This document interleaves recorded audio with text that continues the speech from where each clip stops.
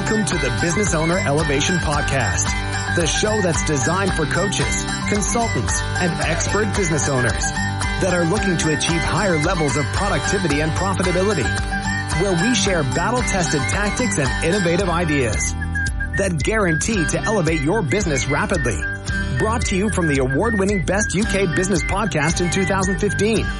Without further ado, here's your hosts, Robert Dean Smith and Leon Street. Hello and welcome to another edition of the Business Owner Elevation Podcast. You have myself, Leon Street, the lead generation coach, alongside Mr. Robert Dean Smith, the marketing manifesto guy, always got an agenda when it comes to your marketing solutions. Awesome. So guys, we're going into a deep dive session today. We don't have a guest, and so you have the pleasure of myself and Rob, and we're going to take you into a topic, a hot topic, and here it is. How to research your market before starting your next campaign. And before you say to yourself, oh, I know all about this. I know how to do the research. I'm going to state the obvious, guys. Most coaches that we coach, especially when it comes to their marketing, they don't actually do the research. They don't do enough of the research, or they don't know how to do the research. And so me and Rob have prepared a few quick fire places that you can get stuck into your research. We've probably got, I know we've got listed around about 15, but there's probably about 50 if we went into it, Rob. But we're going to talk about 4 or 5 today that we believe you guys really need to get stuck into to know your target audience so that you can sell more when it comes to your marketing. So, Rob, what have you got to say on this topic, first of all, before we get into it? Yeah, I think it's a biggie, isn't it? Is it? We've skirted around different episodes with this, and we always talk about 3Ms, market, message, and media, and really what dictates your marketing strategy and what dictates everything is like how much time you've spent on researching. But when you research, not only just research, it's really like interpreting the data, the information. It's what they say when, people use or coin that phrase, I got my finger on the pulse. You have to have your finger on the market pulse. Mm-hmm. That way you'll always be ahead and you'll always be able to deliver what your market really wants. And there's really hardly, if you got your finger on the pulse, there is no second guessing. But most people are second guessing. Second guessing. What's the other one I'm looking for? Fortune telling. Oh gosh. They're speaking to the other side. They're wishing, they're hoping. What else is there, Rob? I don't know. I think you've covered it, Lee. I mean, those are the biggies. So what me and Leon really want to get across to you today in today's episode is just some real fundamental things, especially for coaches who maybe you've already got a very successful market that you're operating in, but you're about to look at another niche or sub-niche where you're not so well known, where you're not so well synonymous, and it's really important that you just do some basic research. It can be more than basic. It can be like a forensic accountant. You all heard of an accountant, but have you heard of a forensic accountant? There's a big difference. So, you want to forensically. Not to go on a tangent, but have you seen that new film with Ben Affleck called Accountant, Rob? Oh yeah, I did see it. It was a great movie. Oh, sick film. Guys, if you're into thrillers, that is the film to watch. And it's not your normal boring accountancy numbers and so on. There's a lot more to it. As I said, it's a thriller. It's a great movie. Yeah. So one of his better movies actually in recent times. I would agree. I actually watched it just because I saw the trailers, guys, and I thought it looks a pretty decent film, but oh my days, when you actually watch the film, he breaks it down and he kicks some ass in that film. So yeah, I do recommend you go watch that one. But back to the topic in hand, forensic accountants. Yeah, forensic accountant. So you need to do forensic research. Forensic research. That's what I say. And it's just like your normal, typical, box standard research. When you forensically do this research, you're just leaving no. I got a question. I want to ask you, Rob, actually. When do you stop researching? When do you actually get into action? Well, that's a very smart and intelligent question. Because you're saying some people overanalyze. Yeah. And they might go and do research for 3 months. It doesn't take 3 months. I think realistically, if you should be entering a market, or you should be in a market where there is a market. You shouldn't be trailblazing. If you're trailblazing, then maybe you're going to need to do a lot of research because you're going to either waste a lot of time or money. But I'm assuming, wrongly or rightly, that you're entering in a market where there is some action, that there is a flow of a river. There's a river of revenue actually happening. That's right. So, based on that, it shouldn't take more than depending on how deep you want to go, it shouldn't really take more than a week. It shouldn't really take more than that to really get a feel, because I think you'd already have an idea of the market you're going in. So there's just little things that you might do, and then you can jump in, but you're still going to be figuring out a few things as you go along. But ideally, you've got a good idea. You've got a good read on the market to begin with. Good. That's a good answer, Rob, and I'll put you on the spot. So thanks for answering. And I'm sure everybody's grateful, Elevation Nation, for your answer. And it is a good point. And I would second what Rob is saying. I would say any decent type of research you're doing is probably going to take you 1 to 4 weeks maximum. And I'm saying this just because I don't know how deep you'll go into your marketing. And as Rob said, there's going to be some things that you will fix or research or find out more about as you're moving. And the reason why I asked that question first, rather than just getting to, how do you do the research for your market, is because I want you to be clear on the kind of level of expectation of yourself when you get into this. It's kind of, you shouldn't do 30 minutes. I checked Google. I looked at some websites. That's my research done. No, it's probably going to take you 1 to 4 weeks, and then there's going to be more research along the way as you find out what works and, more importantly, what isn't working. And then you're probably going to have to dig a bit deeper just to get a few more answers so that you can kind of polish the offer and kind of sharpen the sword as you penetrate into that hot market, as Rob was talking about. You're not going to be a trailblazer. You're going into a market where there's already sales happening. There's already money exchanging hands. And what you're going to do is set yourself up as the synonymous key person of influence or authority in that new niche that you come at from as a new angle. So I'm going to reel off just a few of the areas of research, Rob, and then we'll just go into the ones that we prepared. So there's going to be a mix of things that you can do online or offline. There's going to be things like Google Keyword Planner. There's Facebook, and in particular Facebook Insights. There's Amazon, so you can check on the best performing books in your market and in your niche. There's ClickBank, so the number one digital marketplace online. And if you've never heard of it, they have turned over $3 billion worth of information products. So that will probably prick your ears up. You can look at books, magazines. You can look at something called standard rate data service lists. And Rob is actually going to be touching on that one a bit later. You've got your competitors. That's got to be part of your research. You need to know what they're putting out, whether it's on their marketing funnel or on their website. And so you might need to do a few steps in funnel and website hacking. And I'm sure in another episode in the future, we'll talk about that. You need to look at what ads are showing up. So whether they're online ads or ads in these magazines or billboards or just wherever. You may wish to look at online forums or groups. So whether they're on Facebook or whether they're on LinkedIn. So different groups.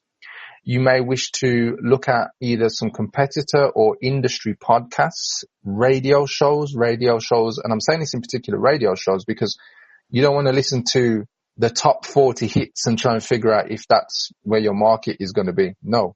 Search for specific radio shows and look at the hosts of those shows and who they interview.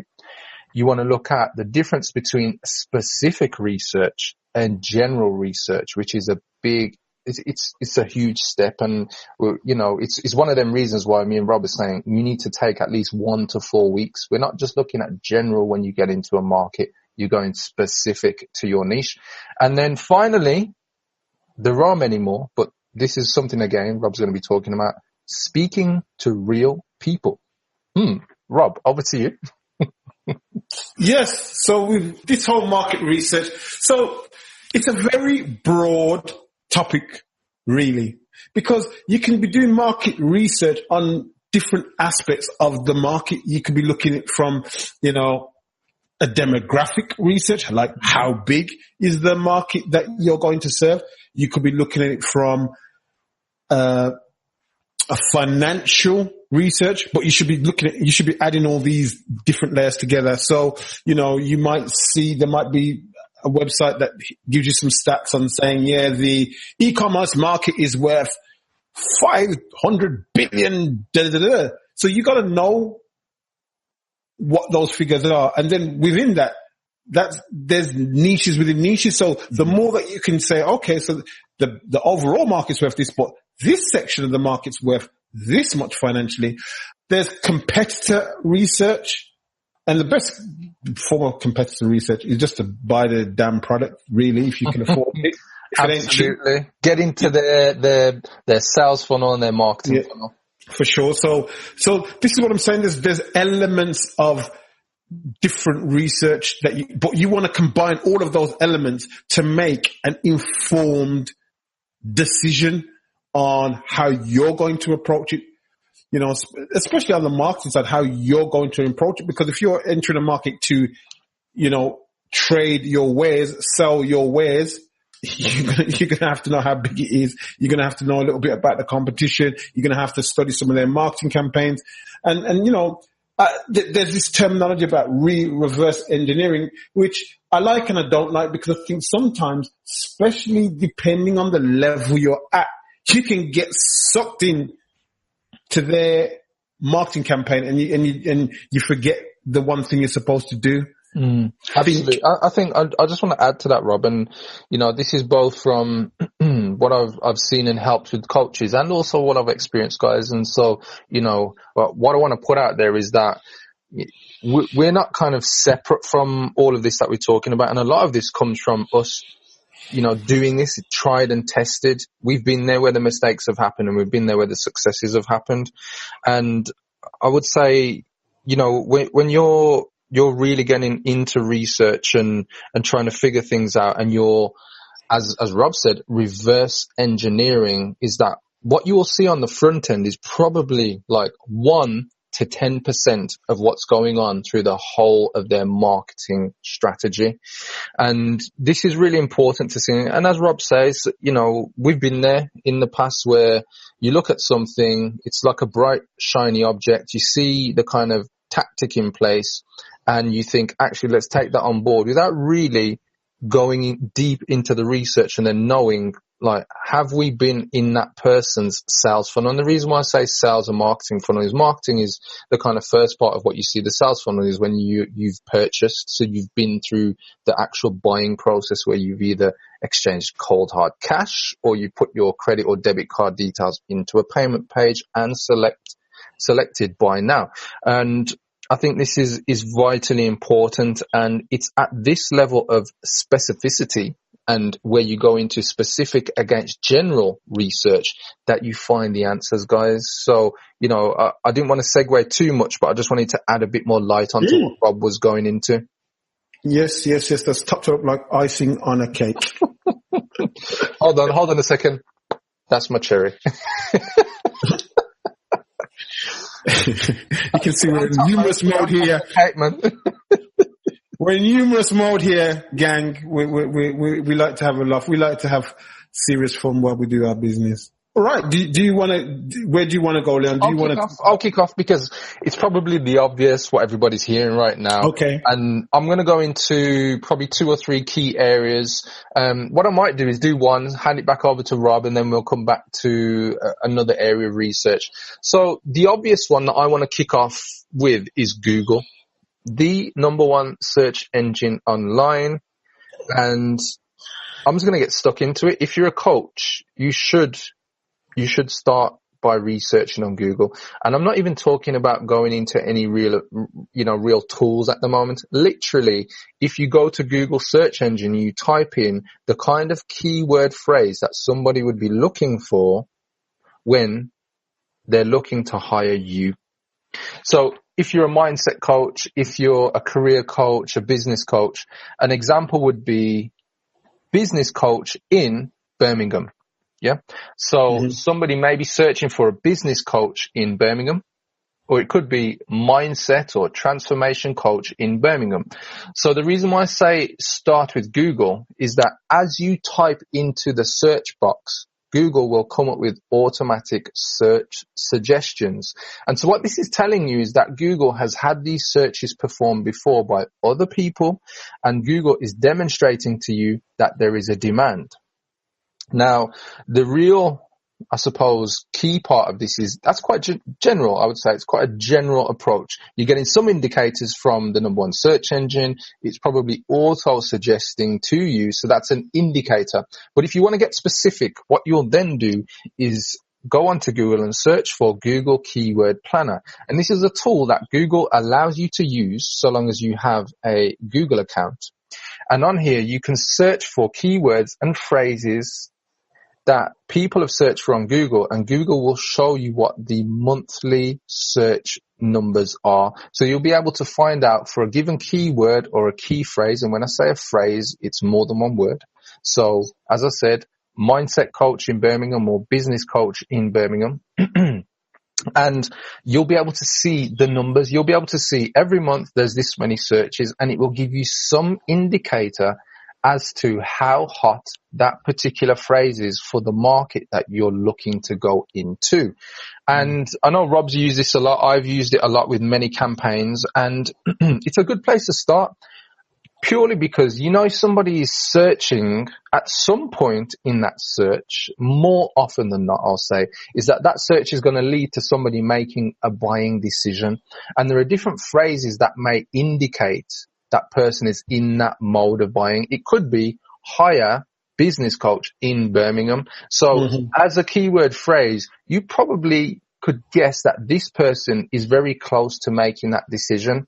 They're looking for a coach, and they're probably going to do their final pieces of research in order to then, you know, have a conversation. And if you're a coach right now, this is the kind of thing or the type of phrase you need to be putting into Google to start to really, you know, see what type of demand there is. Now, if you're a business coach and you can serve your clients globally, what I would say is weigh up your research against who is at the top of the search results for things like business coach compared to who is at the top of the search results in your region or in your locality. So whether you go your city, your town, something like that. Because if you're going up against global competitors, I can guarantee, and I'm sure Rob will back me up here, is that they probably have a few $1 million or pounds more than what you have just for their marketing budget compared to what you're probably going to do.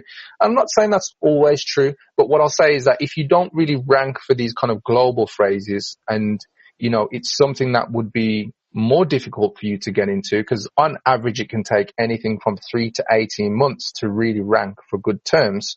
And that's, you know, taking into account that Google hasn't updated its algorithm. This is really a place that you should start off by going laser targeted. And if you listen to one of our previous podcasts where we speak about marketing strategy, me and Rob break down your markets and then also niches so that you can research in the right way. So you're not going general and you're going very specific and using what Rob spoke about a bit earlier, demographics and interest groups. So I think that kind of wraps up as much as I want to comment on Google Keyword Planner. I'm not sure if there's anything else you want to add to that, Rob. Just segue a little bit. So obviously Leon just said, see who is at the top of the Google search. And the majority of the time there will be a Google sponsored ad. You have to take that in consideration. Those people who are normally at the top, there's a little on the left hand side, it will say in green, it will like say a little AD, meaning ad. So you probably want to look at those because they're obviously paying money. They're spending money to acquire a client. And then you'd scroll down and maybe look at the ones who are obviously organically there. So just look at what their website. But there's one key thing that if you do actually want to acquire a client and you're going to spend money using Google AdWords, one of the things you may want to do, because Leon's touched on a free tool there, but inside, I think it's inside the majority of AdWords facilities, if you have an AdWords account, is you want to look at, here's a nice little tip for you people who don't do Google AdWords. You want to look at the auction insights. That's what I'm saying. Just look at auction insights because it'll give you a different layer of research, especially if you're going to acquire a client by spending or investing money on Google AdWords. Look for auction insights because most people don't understand it. Most people don't even look at it. And there is a plethora of data that you can get to improve your client acquisition if you use it. Look at the auction insights. Cool. Thanks for that, Rob. And just for everybody listening, if you haven't used Google AdWords is Google's advertising platform. So once you've got a Google account, you simply type into the search Google AdWords, click on the first link, and then you can register for an advertising account. And what that will allow you to do is to get your ads to show up, as Rob said, in the search results. And next to each person that is advertising on Google, it generally has a little green symbol that says ad. Your ads can show up in Google shopping results. Also, your ads can show up on YouTube because Google own YouTube. And then there are other sponsored network websites where your ads can appear as text and banner ads. So that's really just for anybody who isn't familiar with what Google AdWords is. It's simply the way that you can advertise across their main websites where they allow advertising. Cool. So what's the next one then, Rob? I'm going to hand over to you for our next port of call for performing research. All right. Let's jump into the offline world for a second because a lot of learned young coaches believe that everything happens online, but everything that happens online happened offline first. So I want to talk about something that's not that common. It's something called the SRDS, Standard Rate and Data Service. And it's really, you tend to find that service in the US and Canada, but there is a similar service, and for the life of me, I cannot remember what it's called in the UK, but it's just not called SRDS. I'll try and find it and then add it to the show notes. But what I like about, let's call it for what it is, SRDS, or how it works there, is that it's like going to a list broker, but it isn't a list broker, but it's like a list broker, but you're going to get information about literally any topic that you can think of. So if you're in the coaching field and let's say you do NLP, there might be an NLP, magazine specific to the NLP niche or whatever. And let's say you were targeting NLP practitioners for whatever reason you might want to target them. If there's a magazine, more than likely there'll be data in the standard rate and data service, and it gives you a plethora of data. It will show you the circulation of that magazine or newspaper, because it's mainly for magazines, newspapers, offline print stuff.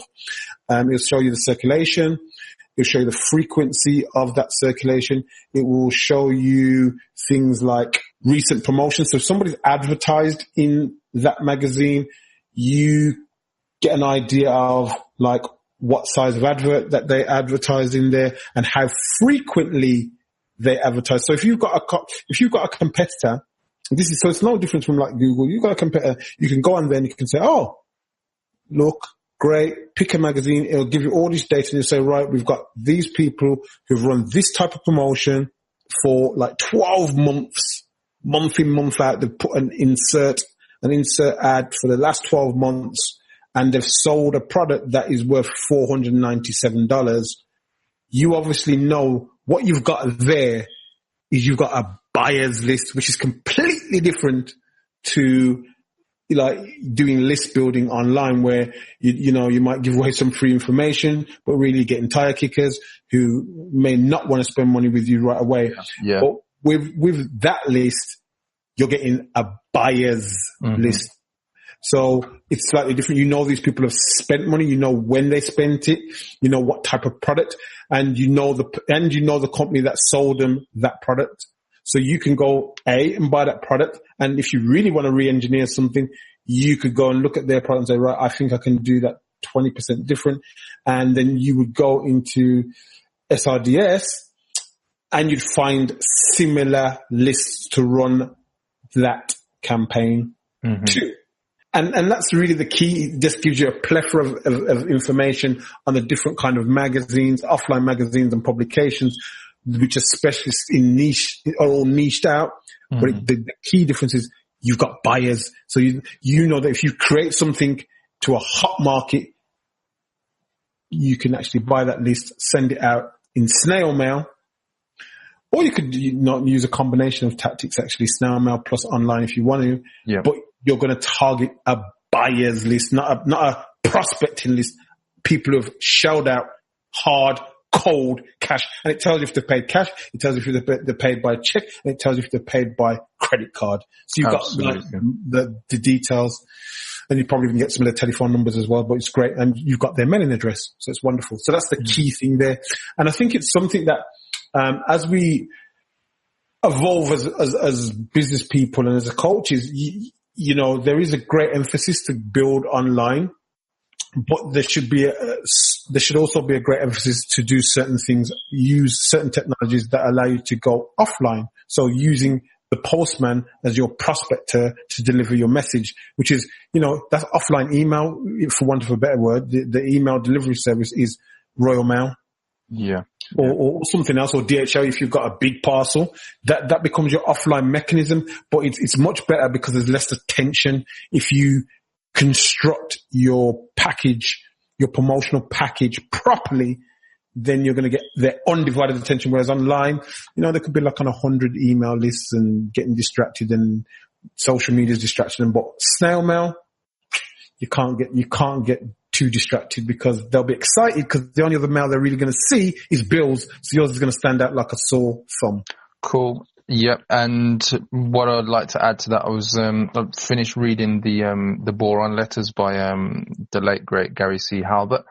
And he was a big advocate of these SRDS lists. And in particular, he even breaks down for you, and get this, guys, how you can use a list like Rob is speaking about, an offline list of buyers, and how you can put a promotion together and quite easily make yourself consistent 5 figures per month just off this list using a quick fire methodology that he breaks down in the book. So, you know, very powerful. And if you're doing online and you've not even considered offline, this would be another string to your bow of income generating tactics for sure. Cool. Absolutely. So let's switch it back to online then. I want to put it back online. So there's another great place that you can, I suppose, find great information and do research on demand to find out if people exist. And this place is Facebook. And you're probably thinking, I know Facebook. What are you getting to? Well, on Facebook also have their own advertising platform. And one of the tools that they offer for free that you can use is something called Facebook Insights. And on Facebook Insights, you have the ability to research and collect data to see what numbers exist. Very similar to the Google Keyword Planner tool. But what you're getting is Facebook allow you to data mine. So that's the term that people use to search through and sift through data. They give you this really easy to use tool called Facebook Insights where you can search through. And I did a bit of research on this, 600 plus data points and interests of the people who are currently registered on Facebook. And remember, on Facebook, there's over 2 billion registered people. It's the most prolific database in the history of mankind. And the reason why there's so much data, there are things like buying habits. There are things like financial income. And so what you can do is you can research whether, you know, if it's male, female, age group demographics. You can break down level of education, whether they've gone to school, college, university.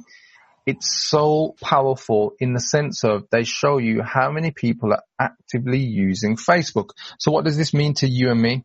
Well, if you know, as an example, let's stick with Birmingham and we'll keep it simple so we just focus on the city. If you know there are, let's say, 50,000 people in Birmingham who are interested in career coaching, yeah, you know that you have an opportunity to put the right type of offer in front of these people and then, go to them and see if you can get your campaign to actually give you results. But the cool thing about this is that these people have indicated to Facebook based on their likes, interests, videos they've watched, various different things about this person. They've indicated in such a way that these results that you're getting from Facebook Insights, they're giving you the next best thing, and I'm saying the next best thing to what Rob mentioned in the SRDS list. Now, Rob's speaking about people who have exchanged cold hard cash. There is one particular insight on Facebook that comes very close to this, guys. And there is an option on Facebook where you can filter down people who've actually clicked on ads and then purchased after clicking on an ad. So it's the next best thing. And I'm saying the next best thing because it's not as good as SRDS list, but it's giving you some really cool stuff. Because the cool thing about this is with Facebook and their advertising platform, you can then go into things like retargeting, putting your campaigns out to them based on specific schedules. So whether they've come across an ad on day 1 right through to day 365. So there are different things that you can take advantage of, but many people don't even know that you can do this level of sophisticated specificity, really targeted, like going after people with a sniper rifle as opposed to a shotgun, where all the pellets fly out everywhere. You can go really laser targeted. And as I said, it's free to use. You can filter it down by, whether you go continents, country, towns, cities, regions, by radius. And, there's like 600 plus data points you can get into research with Facebook Insights. So if you've not started to look already, go and look on there. You can check into the type of pages that people like, the groups that they belong to. And, when you get into really knowing what your niche is, let's say you find a niche, let's stick with career coaching, Rob. Let's say you find a group where there are 10,000 people and this group is all about sharing ideas on how to progress in your career. Maybe that would be a great place to really start to, delve into, so you can start to put messages into that group and start to pull people over into, your funnels. And so Facebook Insights, if you've not used it already, I do recommend you give it a look because you'll find some really great data, especially when it comes, as we say in this particular episode, Elevation Nation, starting your next campaign. Rob, over to you. That was great information there, Leon. Fantastic information. So my next tip is observing and speaking and saying hello to people, like genuine. What do you mean, Rob, saying hello to people?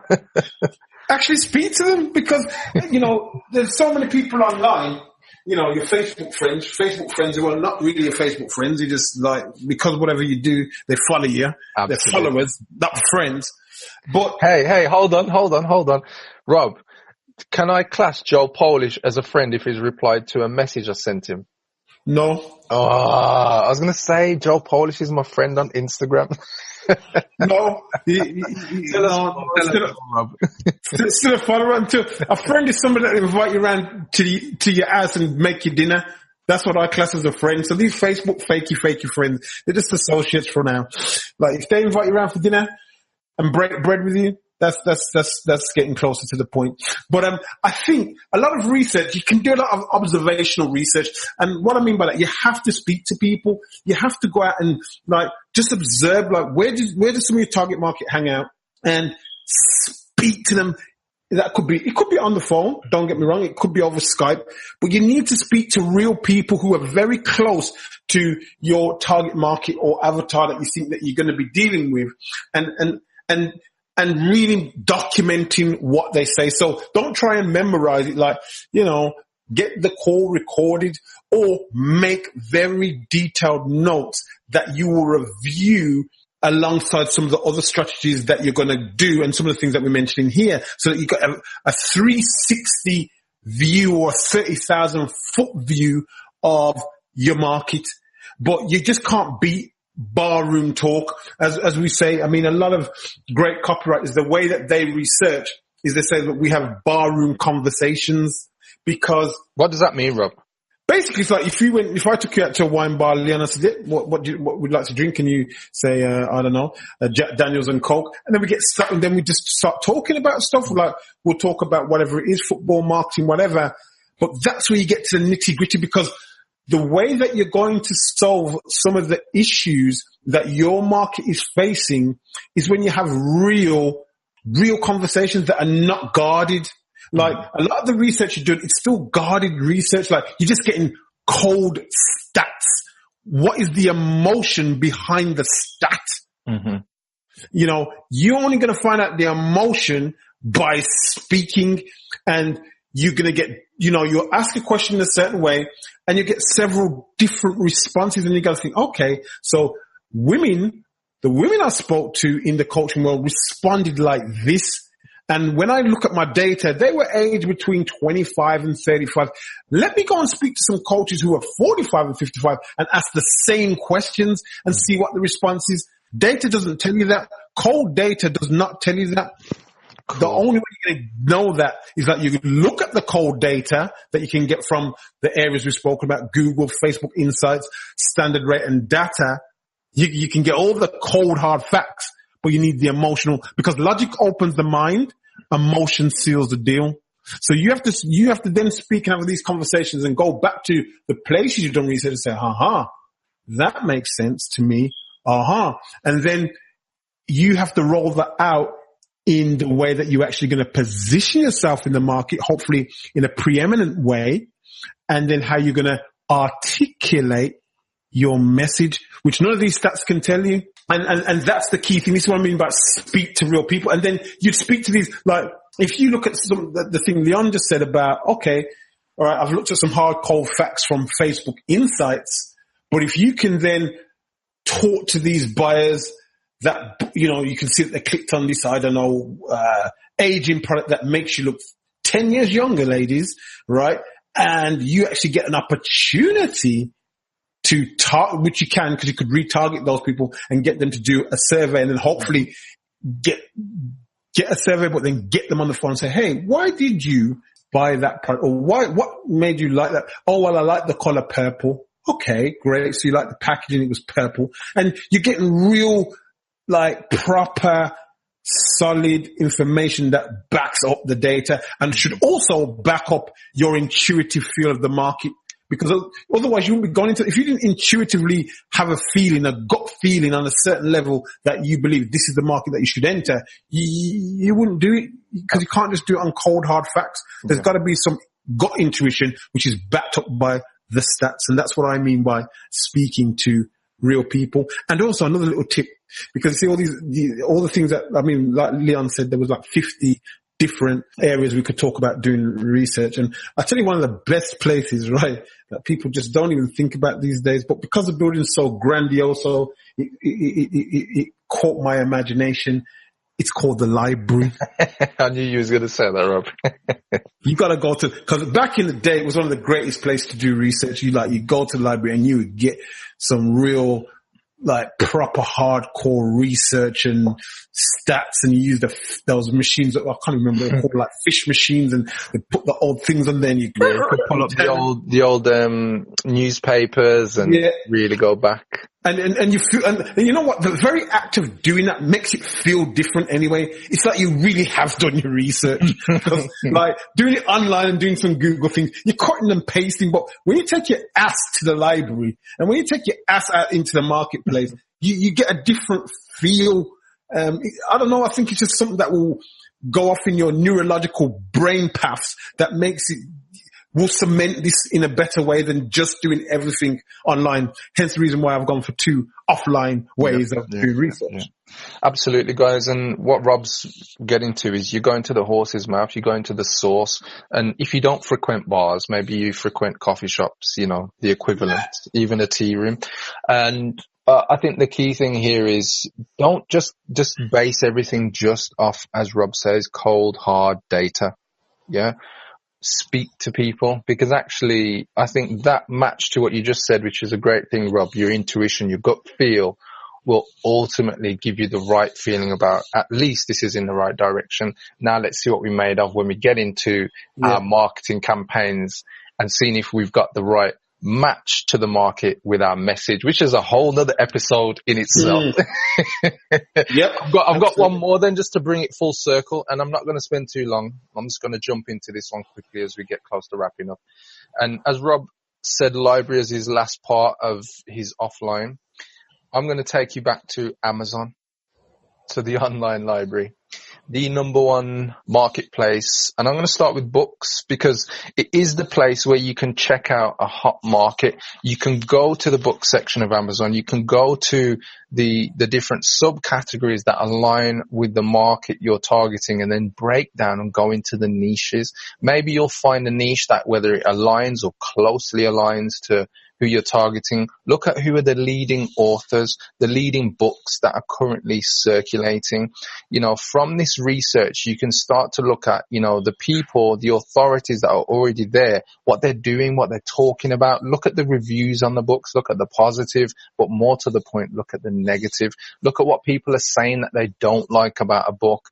And, you know, read between the lines. Don't just look at the people who've put 1 star because Amazon didn't deliver the book and they're not actually reviewing the book. They're reviewing Amazon's delivery service.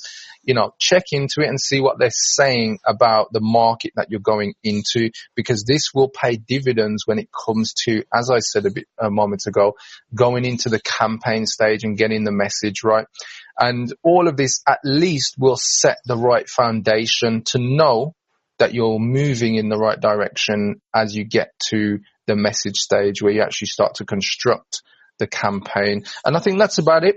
You know, as Rob said, there's many more we can go into, but I think those will get you started and moving in the right direction. So Elevation Nation, I'm sure you have, you know, more insight now into how to research your market before starting your next campaign. And Rob, I'm going to hand over to you to close us out. We've put together some real good content there, but I do believe it's a combination of doing the online research, doing some offline research, speaking to some real people, and then going with your gut, because you can't ask you can't ask a family member, what do you think about that then? Because they're probably not your ideal clients, so they're not going to give you a reflection of what the market is. I think my auntie she'll want your services. It's just a hunt. I'm joking.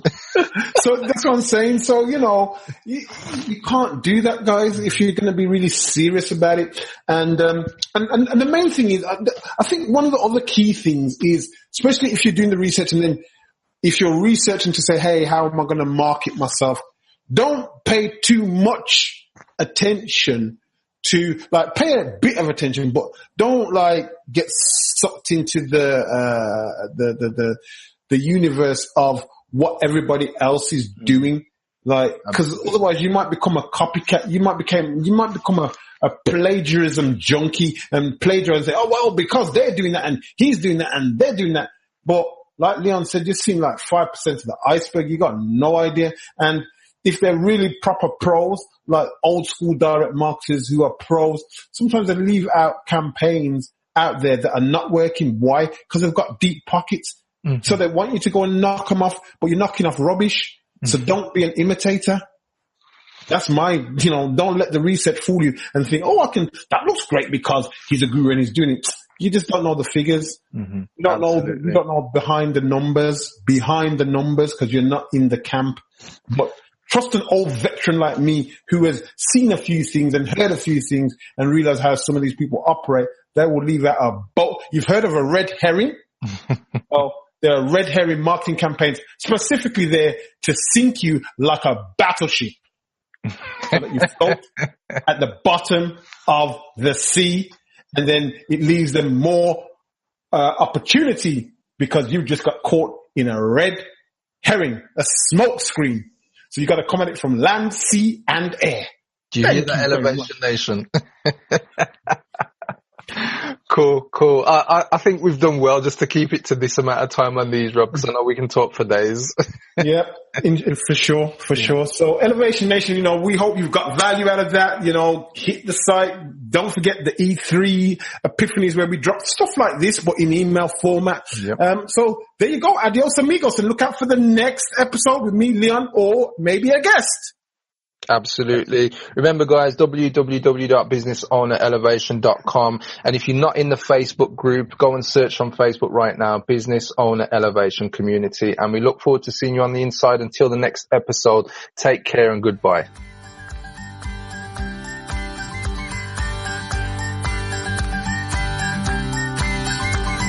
Until next time, Elevation Nation, visit www.businessownerelevation.com and keep soaring to new and higher heights of productivity and profitability.